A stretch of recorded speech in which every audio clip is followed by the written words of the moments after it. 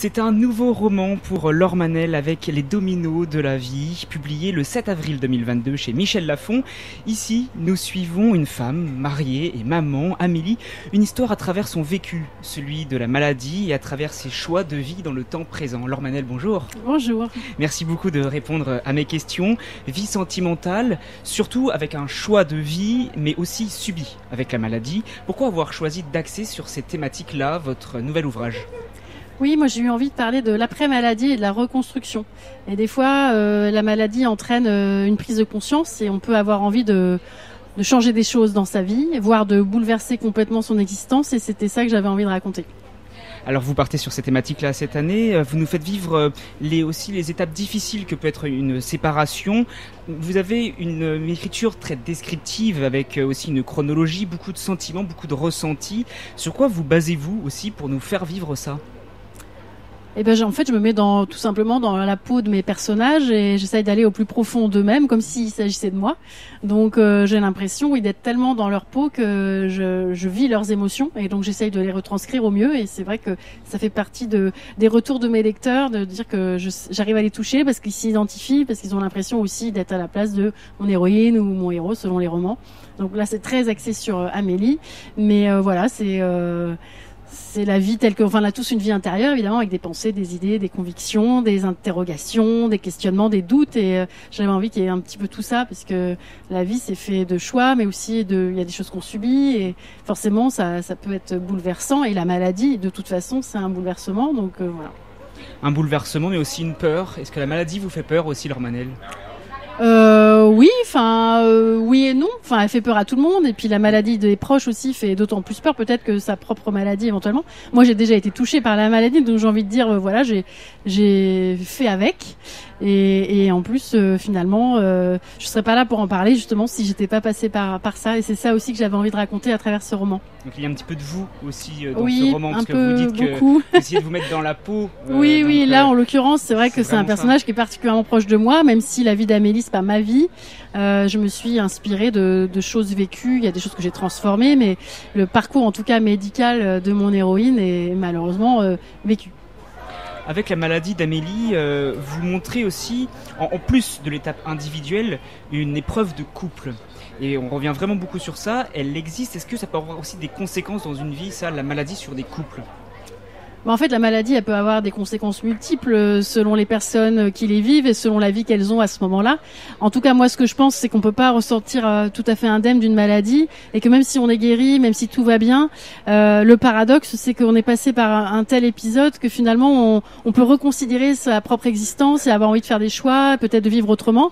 Donc moi, c'était ça qui m'intéressait avant tout. Donc là, en l'occurrence, Amélie va un peu faire voler son couple en éclats, mais c'est pas ça, la maladie n'entraîne pas toujours ça évidemment, mais par contre la maladie peut faire voir les choses autrement et surtout donner envie de vivre autre chose. Alors il y en a, ils vont changer d'activité, changer de métier, c'est un peu comme une crise existentielle, on n'est pas obligé de tout changer. Amélie elle vit un peu une révolution, voilà, tout simplement. Voilà, un électrochoc. Et justement, ça peut faire peur aussi dans ce sens-là, l'électrochoc. Se dire que notre vie peut être bouleversée aussi par une épreuve comme celle-ci. Et en fait, on peut être très transformé par ça. Et on se dit, est-ce que c'est vraiment nous-mêmes ? Et ça, c'est une question que Amélie vit et que peuvent vivre aussi beaucoup de gens. Oui, c'est ça. À un moment dans notre vie, on peut tous se demander finalement qui on est ou qui on aurait été si on n'avait pas eu ce parcours de vie-là. C'est une grande question. Qui suis-je, etc. Et puis là, elle se pose aussi la question de justement où elle va aller. Qu'est-ce qu'elle veut devenir, qu'est-ce qu'elle veut vivre en deuxième partie de vie, puisqu'elle a failli, sa vie a failli s'arrêter à un certain point, et donc elle se dit le reste c'est du bonus, mais qu'est-ce que j'ai envie d'en faire ? Est-ce que j'ai envie de vivre la vie d'avant, de revenir à la vie d'avant, ou au contraire de provoquer autre chose et de vivre autre chose ? Donc oui, la maladie, forcément, ça, j'ai un petit peu perdu le fil de la question de départ, mais. Mais vous répondez très bien, Laure Manel. Il y a une citation dans votre roman. Oui. N'attends pas demain pour cueillir la rose de la vie. On revient sur ça aussi. Oui. Pouvez-vous prolonger un petit peu cette réflexion ? Oui, ça fait référence au fameux Carpe Diem. Oui, moi je pense que des fois on vit là un peu notre vie sans trop se poser de questions. Enfin, je pense qu'il y a plein de gens qui sont même un peu spectateurs de leur vie et qui sont plus trop aux commandes parce qu'on est pris dans les contraintes, la vie, la charge mentale, plein de choses à faire et tout ça. Et que des fois, justement, la maladie ou autre chose, hein, ça peut être tout à fait une autre étape, une autre épreuve. Tout à coup, il y a un déclic et on se dit, pourquoi attendre, par exemple, la retraite pour profiter de la vie, pour faire ci, pour faire ça. Il y a plein de gens qui disent, je ferai ça quand je serai à la retraite, je voyagerai, je me mettrai à l'aventure, au piano, je ne sais quoi. Mais pourquoi attendre en fait c'est maintenant. La vie c'est maintenant. On peut mourir demain. Donc c'est aussi ça que j'avais envie de dire, c'est que faut pas attendre. Il faut essayer de vivre pleinement dès maintenant. Voilà. Et est-ce que c'est aussi ce que vous vivez vous personnellement avec votre carrière, évidemment d'auteur? Oui, moi, c'est pour ça que c'est un roman en partie autobiographique, même si j'ai transformé certains éléments. C'est vrai que moi, sans ce déclic-là, je serais pas venue à l'écriture, et c'est aussi ça que j'avais envie de raconter. C'est un peu une forme de, pas de confession, mais peut-être de confidence vis-à-vis de mes lecteurs, parce que ça raconte une partie de ma trajectoire. Et donc oui, je ne serais pas là pour en parler, même si c'est un roman que j'avais pas du tout prévu d'écrire. C'est le 9e, et il aurait pu ne jamais exister, mais il m'est tombé dessus à la fin de l'écriture du 8e, et je me suis pas trop posé de questions. Je me suis dit, il est là, il faut que je l'écrive, c'est le moment. Il est là, il est bien là, il est publié chez Michel Lafon avec Les dominos de la vie. Quand on divorce aussi, je vous cite, trouver son équilibre. C'est quand même assez difficile, non, de trouver son équilibre quand on divorce? Oui, dans plein d'épreuves de la vie, c'est pas facile de trouver son équilibre. On peut être en équilibre et perdre son équilibre, et après il faut essayer de le retrouver. Après, j'avais aussi envie de parler de la confrontation à la solitude, parce que ça concerne plein de gens en France, et c'est pas forcément si facile, même pour des gens qui choisissent de quitter l'autre, par exemple. Se retrouver seul, c'est pas si simple. Ça peut être aussi une épreuve en soi. Donc, voilà, c'était un des thèmes que je voulais aborder dans ce roman aussi. Alors il y a aussi une autre thématique, bien trop de femmes ne se sentent plus femmes. Qu'est-ce que vous souhaitez aussi dire à ces femmes qui malheureusement ne sont plus femmes dans leur couple ou dans leur vie? Je sais pas si j'avais un message sur ce sujet-là particulièrement. C'est vrai que des fois, quand on devient mère et qu'en plus on a un métier, tout ça, on a tendance à s'oublier en tant que femme, pour peu que le mari soit très pris aussi par sa carrière, par exemple, ou par ses activités, tout ça. Peut-être que des fois, le couple, à un moment, on devient plus colocataire qu'autre chose, et un peu transparent à l'autre, et c'est un petit peu dommage. Et c'est vrai que des fois, on est avant tout mère, épouse, et pourquoi pas chef d'entreprise, comme c'est le cas de mon héroïne, et on oublie, voilà, qu'on est aussi une femme, et peut-être qu'à un moment il y a un déclic aussi qui fait qu'on se dit tiens, je suis aussi une femme, justement, peut-être que je vais pas attendre la retraite pour me rappeler que j'en suis une. Laure Manel, donc il y a cette thématique de la santé, avec aussi un autre angle, les violences médicales. Il est très fort aussi dans ce livre, avec le non-professionnalisme d'un médecin, voire même pire. Là on parle de choses aussi très difficiles. Qu'est-ce qui vous a amené aussi à ça, à parler de cette thématique-là?